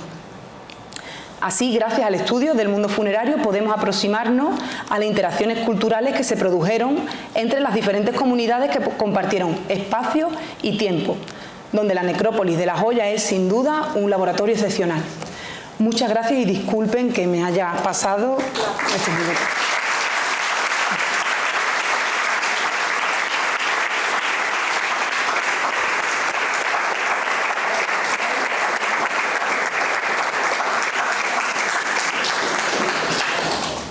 Pues muchas gracias. Damos las gracias, como no, a la profesora Toscano, porque yo creo que ha sido un pequeño regalo también el poder ver esas imágenes, especialmente de la necrópolis de La Joya, pero esas imágenes tan en bruto, ¿verdad? Porque eso también yo creo que pone en valor la enorme dificultad del trabajo de los arqueólogos y todo el trayecto que hay desde ese momento hasta que esos objetos, por supuesto, llegan a una vitrina, pero más allá son capaces de ofrecer interpretaciones y de empezar a generar interpretaciones sobre las evidencias, ¿no? Y eso es parte de esa enorme dificultad. Así que muchas gracias por la ponencia y por todo ese contenido. Y como siempre, si les parece, pues abrimos un pequeño turno de preguntas. Si alguien quiere intervenir, sí, por allí. Sí, buenas tardes. Dice usted, ¿quién hace un cementerio encima de su casa? Aquí, en esta ciudad, Patrimonio de la Humanidad, se está haciendo en este momento no una casa encima del cementerio, sino una serie de bloques, cada quien encima. Ya en los años 80 ya se levantó otro cementerio, las piedras las abandonaron una máquina, no los excavadores, no las excavadoras. Y son una piedra con la arenisca, no sé dónde están, y los restos de este sitio donde están, ahí se hicieron otras naves industriales, es decir, un verdadero desastre con las... Cuando usted ha hablado en su ciudad, lo han respetado muy bien, yo me alegro mucho que se haya hecho así, aquí ya veo que también tienen intenciones de no hacerlo lo mismo, pero aquí las tumbas han desaparecido, se han extraído muchísimas cosas que no sé dónde están, podrían decirnos dónde estaban, pero no sabemos muchas cosas de ellas. Pero lo que sí sabemos es que nos han estropeado las nuevas generaciones, lo que están ahora mismo viviendo, lo que estamos viviendo ahora mismo en esta ciudad, un recuerdo de antepasados que no tienen, vamos, en una ciudad precisamente patrimonio. Y termino porque no sé en qué museo están, como hemos dicho, me han encontrado cosas que sí, como he dicho antes, y bueno, ya no quiero dar cuentas de No. Es la pena que se haya estropeado este valor arqueológico y sí que algunos hemos protestado, pero no nos han hecho caso. Pues muchísimas gracias, porque además su pregunta me da pie a profundizar un poco en este tema. Yo creo que es un mal endémico, ¿eh? No se trata ni de una población o de otra, se trata de un mal endémico en el que la arqueología y la cultura en general, el patrimonio cultural en general, pues pasa a un segundo plano cuando se trata de intereses urbanísticos. Es una realidad y es una desgracia que, a no ser que no nos movilicemos, y aún movilizándonos no está garantizado, pero por desgracia es un mal que sufrimos en muchas ciudades. En el caso de La Joya, además, me da rabia porque yo suelo incluir un mapa en el que se ve cómo justo al lado de la necrópolis de La Joya estaba el cementerio anglicano, cristiano y ateo, cuando estaban los ingleses en la ciudad, justo al lado. O sea, la zona siguió manteniendo esa sacralidad, ¿no? Y como usted bien dice, pues actualmente todo lo que nuestros antepasados han conseguido mantener, pues nosotros, por la rentabilidad económica antes que la rentabilidad social, pues estamos dejándolo de lado, por desgracia. En el caso, además, desconozco el particular de aquí, pero en el caso de Huelva, además, es más sangrante porque se trata de una de nuestras singularidades. Huelva, la costa, sí, tiene bastante turismo y tiene bastante riqueza por sus playas, ¿no? Básicamente, pero lo que es la ciudad de Huelva podría convertirse el patrimonio arqueológico en un motor de desarrollo económico. Es que lo vemos tan claro como ocurre en otras ciudades. Sin embargo, fíjense, la ciudad de Huelva es clave en el mundo tartésico porque, bueno, es el origen, ¿no? Es el núcleo de donde comienza el mundo tartésico. No es que sea la capital ni nada de esto, pero es el núcleo donde comienza y donde se expande, ¿no? En ese triángulo, famoso triángulo Huelva-Sevilla-Cádiz. Pero la ciudad de Huelva, sobremanera, como además explicó el profesor Domínguez Monedero en su comunicación, pues no hay ni un solo resto arqueológico musealizado. Ni nada, no tenemos nada absolutamente en la ciudad. Lo poco que hay de arqueología musealizado y puesto en valor, puesto al público, se trata de restos romanos, que bien o mal o con criterios un tanto cuestionables, pero bueno, hay algunos. Pero de la Huelva protohistórica no hay nada absolutamente.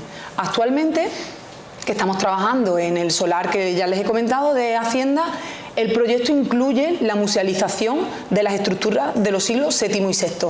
No carentes, no exentas, por supuesto, también de polémica, porque requiere de un desmonte, de volver a montarlo con todo el riesgo que implica. Pero bueno, al menos hay una propuesta de musealización de 200 metros cuadrados de la Huelva tartésica. Hombre, ya era hora. Pero si el precio a pagar es la destrucción de la necrópolis de La Joya, bueno, y permítanme, la destrucción de la necrópolis, entendiendo la necrópolis como un paisaje funerario, que es como hay que entenderlo, ¿no? Porque a algunos colegas les he escuchado decir que, bueno, la necrópolis cuando la excavas y extraes los objetos, pues ya está, ya no hay nada más, ¿no? Como si se tratara de un basurero, como si fuera lo mismo excavar un basurero que una necrópolis. Bueno, una necrópolis de nuestros primeros antepasados, que debería ser la seña de identidad de la ciudad, pues hombre, yo no lo equipararía. Así que bueno, le agradezco enormemente la pregunta porque me ha dado pie a continuar con este tema. ¿El, perdón? Camino de afligidos. La necrópolis del Camino de Afligidos. Los que estamos aquí somos todo el mundo lo sabemos, pero no ha habido una masa, digamos, de personas que hayan... Pues curiosamente en Huelva sí la ha habido, pero aún así. Y ha habido asociación, un movimiento asociativo fortísimo. Es que el dinero no lo saca todo. Sí, porque además había diferentes administraciones implicadas, de diferentes signos políticos, pero se han puesto de acuerdo, oye, curiosamente. En esto sí se han puesto de acuerdo. Sí, tenemos allí al fondo una intervención y luego aquí. Hay dos cosas que me han llamado la atención de bueno, me encanta. Pero una, la distribución de las tumbas son, por lo que he entendido, de los años 60, ¿no? Porque se encontró en los años 60. Luego, en los años 90, me llamó la atención que desde entonces no se haya continuado con las excavaciones. Luego me ha llamado la atención que en un mismo sitio pues, existan inhumaciones, exista incineración. No sé la diferencia entre incineración y cremación, que has hablado de las dos opciones, que me llama, que no sé qué explicación puede haber de que en una misma necrópolis pues están modos distintos de enterramiento, tan dispares. No sé qué explicación podría haber. Tiene muchas y no tenemos una única. Hay en algún caso que es diferencia cronológica, lo vemos muy claro en la intervención del año 99, que hay una fase primera que es de incineración y una fase siguiente que es de inhumación. En otras ocasiones coexisten y conviven dentro son los menos, la mayoría hemos visto que son incineraciones. El tema de incineración y cremación es por dónde y el tipo de combustión, cómo era. Pero en ambos casos son quemados, el difunto es quemado y los huesos pues son depositados en una urna o son directamente sobre el terreno. Y en el caso de la inhumación pues es el cadáver, ¿no? sin proceso de combustión alguno. En algunos casos se pensaba que podía ser por tema de sexo, de género del enterrado, pero tampoco, por tema de moda, como en la actualidad, ¿no? En la actualidad no... Lo cierto es que no tenemos una explicación cerrada para el asunto. Seguramente pues sería por voluntad del individuo, simplemente. Respecto al cargo, a mí no sé, imaginación mía, no me extraña tanto que no estén las ruedas, ¿no? Porque a lo mejor era para un carro para un viaje, pero no, claro, un viaje terrestre, como que un viaje más allá, ¿no? No sé. Sí. Con las ruedas no eran tan necesarias, ¿no? Sí, pero en el caso de que fuera una tumba, porque se me ha pasado decirlo, como no encontramos los restos del individuo que se supone que debió ser enterrado allí, es posible que fuera un espacio principal dentro de la necrópolis, de hecho está en la zona más alta, que diera cobertura a las tumbas, ¿no? Donde allí se pudieran hacer una serie de rituales, pero no se enterrara justo en ese espacio. Bueno, es una interpretación más. Puede ser un carro, lógicamente, si además es la interpretación y es la hipótesis más aceptada. Pero bueno, planteamos esta otra como una posibilidad a estudiar. Sobre todo es porque si era un carro, es un carro que no ha tenido ningún uso, lógicamente, y que además sería imposible por el eje que tiene, el eje tan débil que tiene. Sería imposible que ese eje soportara una rueda con ese tapacubo, o sea, con ese tapacubo la rueda no tendría un diámetro considerable y el peso del bronce que compondría el carro, más la madera, más la rueda, el tapacubo, etcétera, sería imposible que ese eje lo moviera. O bien no es el eje, o bien no es un carro.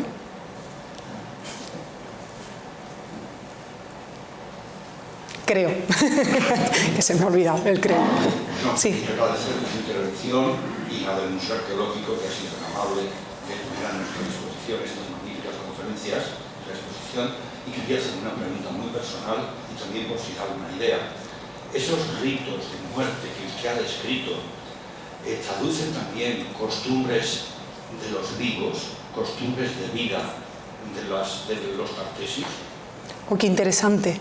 Claro. Esto daría para una jornada completa. Es que yo sospecho sí. que esos ritos funerarios traducen costumbres también de los vivos y nos informan sobre esas costumbres de la sociedad de los vivos. Esa es mi pregunta. Sin duda, el modus vivendi implica la forma de enterrarse, ¿no? Además, hay algo muy claro, ¿no? Si un alimento está prohibido en vida, no lo vamos a encontrar en muerte, por una parte. Si un elemento se consume en fechas señaladas, seguramente se consuma para el banquete también. En el caso del vino, por ejemplo, ¿no? Es muy llamativo en Huelva, y además aprovecho que está aquí el profesor Domínguez Monedero, a ver si nos puede ilustrar, es muy llamativo que no tenemos cerámica griega en la necrópolis de La Joya, pese a que la cantidad es muchísima y pese a que ya se sabe casi con certeza, ¿no?, el consumo de vino a la griega que se hace en Huelva. Sin embargo, en la necrópolis no tiene esa correspondencia. Entonces, bueno, son elementos que seguramente nos están hablando de la forma de vida, no de la de muerte. Los elementos de carácter apotropaico exactamente igual, ¿no? Si yo he ido toda mi vida con una medalla de la Virgen del Rocío, pues yo me enterraré con la medalla de la Virgen del Rocío, ¿no? Hay elementos que sí son un reflejo de la forma de vida. Esa es mi pregunta. Sí, pues muy buena pregunta y muy acertada. Se lo agradezco a usted. Gracias.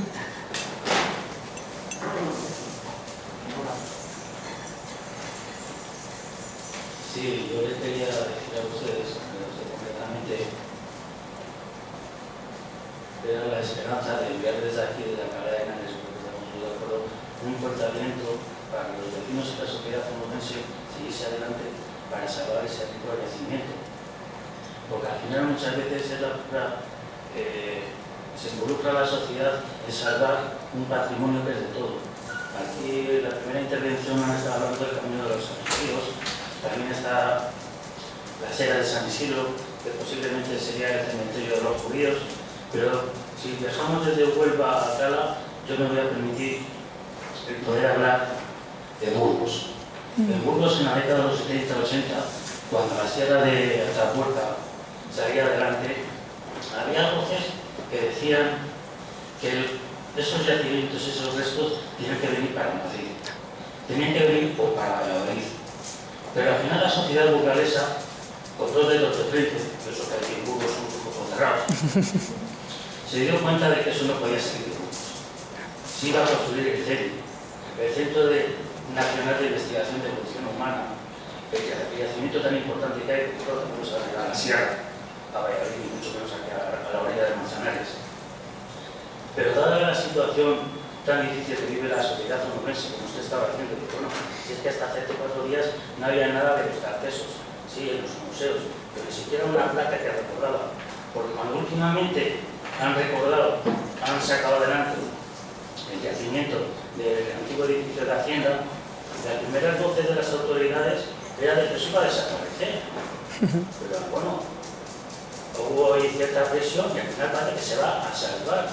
¿Por qué no se va a salvar el carezo de la joya de San Pedro, lo que sea afecta? Por eso le estoy diciendo yo a usted un aliento fuerte para los vecinos de Huelva para seguir adelante, para salvar ese patrimonio, como los burgales se lo han hecho. Y aquí poco a poco, en Alcalá también. Aquí han ido a construir una serie de viviendas cerca de esa posición, encontraron un cementerio romano y se paró las obras. Han estado X tiempo, varios meses. Al final se ha evaluado y bueno, ahora sí, ya se puede seguir construyendo. Pero se salva el patrimonio. Un patrimonio que es de todos. Muchas gracias. A usted. Bueno, le agradezco las palabras de aliento. Además es que es fundamental porque si queremos que la sociedad valore el patrimonio arqueológico, se sienta identificado con el patrimonio tartésico en este caso, tiene que conocerlo. Para conocerlo tiene que verlo. Desde la escuela. Desde la escuela, eso es. Si no existe, si es invisible, pues no podemos generar esa concienciación. Por muchas actividades de divulgación que se hagan, es muy difícil. Ahora yo creo que la sociedad... El problema es las políticas cortoplacistas, yo creo, ¿no? Porque es verdad que el patrimonio cultural, histórico en general, arqueológico en particular, da rédito, porque tenemos ejemplos, siempre que se invierte y se multiplican los beneficios por 10 en 20 años. Claro, ¿qué político hace una inversión para 20 años, donde ya seguramente él o ella no estén? Entonces, bueno, tiene que ser... por ejemplo, el caso de Málaga es un caso reciente y es un caso bastante paradigmático porque la ciudad se ha implicado con su mundo cultural, ¿no? En general, con el patrimonio cultural, y han convertido la ciudad por completo en 10 años. Entonces, bueno, no es imposible, claro que no lo es. En Hacienda sí se ha podido salvar porque, hombre, es que si no se salvaba en Hacienda ya era la promotora pública, excavándolo la universidad, la constructora semipública también. Entonces, oye... En primeros momentos eso iba a desaparecer. Sí, soy la directora de las intervenciones, ¿qué me va a contar? Sí, lo hemos luchado, lo hemos peleado... el grupo, vamos, toda la sociedad, ¿no? Onubense en general y bueno, nosotros tuvimos también que intervenir y que mojarnos y bueno, es verdad que los políticos fueron sensibles a esta nueva propuesta y bueno, parece que se ha aprobado. Yo soy un poco escéptica y hasta que no veo las cosas hechas, cuando no depende 100% de mí, no vendo la piel del oso antes de cazarlo. Entonces tengo que ver el edificio ya construido con el área museable. Gracias. Pues si le parece con esta última pregunta, terminamos. Pues muchas gracias por la... Después me pregunta en privado, no hay problema, ¿eh? Sí, perdón. Muchas gracias por la conferencia, ha sido muy interesante. Y bueno, totalmente de acuerdo en todo lo que es reivindicación del patrimonio arqueológico, histórico, artístico, etc. Y desde luego la clave está en la educación, efectivamente, en que desde las más tempranas edades pues, se fomente, ¿no? Pues el cuidado de lo inmediato, el cuidado del patrimonio, ¿no? Y que los chavales sean defensores de su patrimonio y se hagan salidas y se lleve a los chicos a lugares arqueológicos como también museos, etc. Por ejemplo, la Altamónica está muy bien porque he visitado en varias ocasiones con los alumnos y se empieza a ver el yacimiento, ¿no? ese cajón, ¿no? de la vía del tren, y hay una gente que lo explica de maravilla, que son miembros del equipo arqueológico de Arzuaga, y otros, y luego a continuación se pasa a Burgos y se ve efectivamente el fruto de esas excavaciones, de manera que los chavales se hacen una idea de conjunto muy interesante, y además es un yacimiento de primer orden que está dando unos resultados fantásticos y que se están hallando muchas cosas. Lo mismo puede ocurrir con Tartesos. A mí me pregunto, Eduardo Ferrer ha publicado recientemente en el Diario de Sevilla, Tartesos no es ni una ciudad ni una cultura, es un territorio. ¿Qué interpretación le damos a esto? Bueno, yo he tenido la suerte de que mis directores de la tesis sean Juan Manuel Campos y Eduardo Ferrer, con planteamientos teóricos contrapuestos, ¿no? Entonces he bebido de ambas fuentes y de ambos posicionamientos teóricos. Yo comparto parcialmente la visión de que Tarteso es un territorio, pero considero que Tarteso es una cultura propia, tiene unas características propias, con una cultura material propia, con unas creencias propias, con un mundo funerario propio, con una lengua propia, entonces con unos antecedentes propios que le dan la categoría de cultura. Esa es mi opinión, ¿eh? Pero bueno, como ya saben que no nos ponemos de acuerdo, pero sí hay muchas cosas en las que nos ponemos de acuerdo, yo prefiero dejar la parte optimista en la que sí que nos ponemos de acuerdo, que efectivamente Tarteso es un territorio, y ya lo estamos viendo en esta exposición, es un ejemplo, ¿no? Un territorio que además cada vez parece que es más extenso de lo que se sospechaba inicialmente. Muy bien, muchas gracias, enhorabuena. Gracias a usted. Bueno, les dejo mi correo electrónico aquí. Cualquier sugerencia, duda, cuestión, si quieren visitar Tejada la Vieja, pues ahí me tienen para lo que necesiten. Muchas gracias.